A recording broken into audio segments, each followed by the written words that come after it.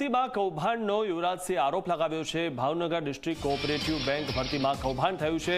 80 કલાકની ભરતીમાં કૌભાંડ થયું છે તેવો આરોપ યુવરાજસિંહે લગાવ્યો છે। પૈસાવાદ, સગાવાદ અને પરિવારવાદના જોરે ભરતી થઈ છે। બેંક ક્લાર્કની ભરતી રદ કરવાની યુવરાજસિંહે માગણી કરી છે।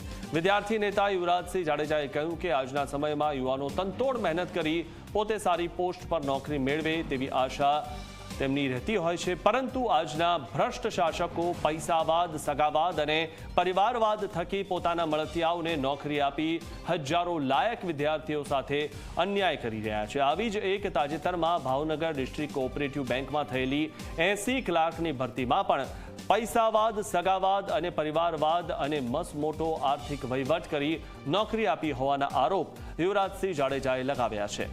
ભાવનગર પહોંચેલા યુવરાજસિંહ જાડેજા પ્રથમ જિલ્લા રજિસ્ટ્રાર કચેરી ખાતે અધિકારીને મળી ભરતી કૌભાંડમાં એસઆઈટીની રચના કરી યોગ્ય તપાસની તેમણે માંગ કરી છે।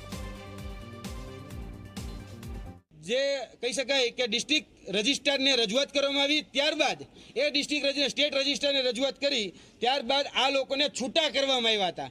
હવે છૂટા કરી અને અત્યારે જે એની માનીતી કંપની અમદાવાદ ખાતેની ઓમ એન્ટરપ્રાઇઝ કરીને જે સંસ્થા છે, એજન્સી છે, એને કામ સોંપી અને સ્પર્ધાત્મક પરીક્ષાના માધ્યમનું તરકટ નાટક રચી અને પોતાના લોકોને આમાં નોકરી આપેલ છે।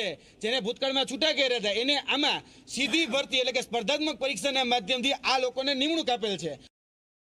11 તારીખના રોજ જ્યારે નિમણૂક આપવાની હતી, 2 દિવસ અગાઉ ભાવનગર ડિસ્ટ્રિક્ટ કોઓપરેટિવ બેંકના સીસીટીવી જોઈ લેવાની છૂટ રાતે ડિસ્ટ્રિક્ટ કોઓપરેટિવ બેંકમાં 80 ઉમેદવારને બોલાવવામાં આવે છે। પછી શા માટે બોલાવવામાં આવે છે?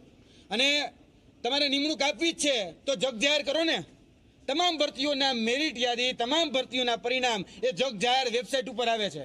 આ ભરતીનું કોઈ જ પ્રકારનું પરિણામ નથી વેબસાઇટ ઉપર આવ્યું કે નથી બીજી ત્રીજી રીતે કોઈ જાહેર કરવામાં આવ્યું। અને એ એસઆઈટીની રચનામાં અમારા જેવા નિષ્પક્ષ લોકોને ક્યાં કૌભાંડ કઈ રીતે ચાલે છે જેની એને માહિતી છે એવા લોકોને સામેલ કરી કાં તો નિવૃત્ત જજની અધ્યક્ષતામાં અથવા તો જે પાકસાપ ઈમાનદાર હોય તેવા લોકોને જોડે લઈ આની અંદર એસઆઈટીની રચના કરી જે ડિસ્ટ્રિક્ટ રજિસ્ટ્રાર હોય કે પછી સ્ટેટ રજિસ્ટ્રાર હોય એની ઉપર કાર્યવાહી કરવામાં આવે અને દાખલો બેસે।